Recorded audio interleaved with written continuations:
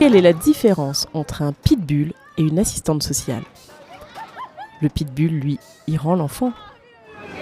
Bien souvent réduite à des représentations sociales loin de sa fonction et de ses missions, l'assistante sociale est rapidement limitée, dans l'imaginaire collectif, à un statut de voleuse d'enfants. Au sein des centres de formation en travail social et particulièrement à l'EDSUP, nous ouvrons aujourd'hui la question de la complexité, la finesse et le sens du travail social dans le champ de l'enfance et de la parentalité. Et puis Thérèse, elle est drôlement intelligente, elle a fait l'école d'assistante sociale. Les ateliers SLAM permettent aux étudiants de découvrir différents champs artistiques. Nous allons demander à notre intervenant ce qu'il pense du métier d'AS auprès de l'enfance et de la jeunesse. Sancho, bonjour. Qu'est-ce que tu peux nous dire sur le métier d'AS de ta place de slammer ? Le métier de l'AS auprès de l'enfant, je le vois comme... ça me fait penser à des mots comme signalement, placement, maltraitance. Tout de suite, je pense à l'ASE, à l'aide sociale à l'enfance. Voilà, j'imagine l'assistante sociale qui se déplace sur des structures ou dans des familles pour voir un petit peu si tout se passe bien. Voilà. Merci beaucoup. Nous avons interrogé Anne Bariol, elle est formatrice à l'EDSUP, elle intervient auprès des promos assistants de service social et elle est chargée des contenus de cours relatifs aux politiques sociales. Elle va pouvoir nous expliquer comment elle a pu mettre en interaction son expérience professionnelle et son enseignement. Alors l'effet de mon engagement en tant que professionnel sur mon enseignement dans les politiques sociales, des politiques sociales, serait de mettre au centre les personnes accompagnées.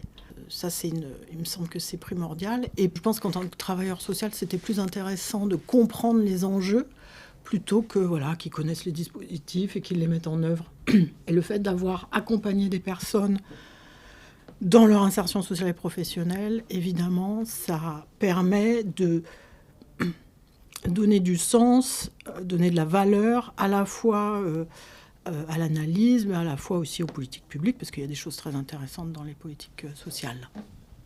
Est-ce que ça, c'est transposable dans tous les champs, exemple la protection de l'enfance ?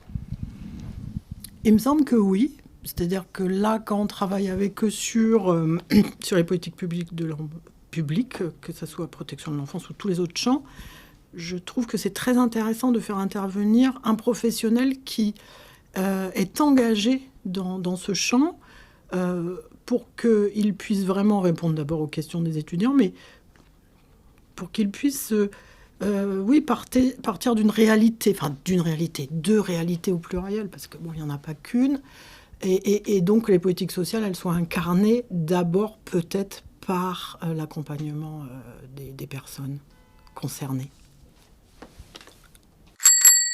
Et du côté du terrain, qu'en est-il ? Vincent Bonanno est assistant social en centre d'hébergement et de réinsertion sociale. On lui donne la parole tout de suite. En fait, je travaille essentiellement avec des hommes en structure d'hébergement qui n'ont pas la charge de l'enfant. Et ça vient justement re-questionner un peu toute la position de la parentalité pour eux au domicile, avec la possibilité de continuer à incarner la figure paternelle s'ils le souhaitent. Exemple que je peux donner, un homme qui était hors du domicile familial, qui avait pu passer énormément de temps à une époque avec ses enfants, puisqu'il était en horaire décalé pour le cadre, et qui du jour au lendemain se retrouvait hors du domicile, donc ne voyait plus ses enfants, en conflit avec du coup l'autre parent. Les visites étaient assez complexes à mettre en place, et il n'arrivait plus à trouver sa position de père. Et du coup, son identité de père, il disait qu'elle était en train de se modifier et qu'il avait plus l'impression d'être un tonton, parce qu'il essayait de rendre les moments avec ses enfants que des moments positifs. Donc, offrir beaucoup de choses, faire plein de sorties, etc. Les lieux de vie ne permettent pas toujours de respecter l'intimité et la vie familiale. Malgré le fait qu'on ait une charte, qu'on lise à l'arrivée, où on doit respecter ces droits-là, des fois ça rentre en collision et ça ne permet pas de maintenir ce lien, ou en tout cas ça vient, si le lien est fragile, ça vient complètement l'effriter, et c'est très difficile de proposer un lieu nous-mêmes bienveillant pour maintenir ce lien-là. Merci beaucoup. Le podcast reviendra avec une nouvelle thématique. À bientôt. Rends l'enfant un podcast. qui interroge les assistants des services sociaux et les formateurs de l'aide sup. Merci beaucoup, Thérèse.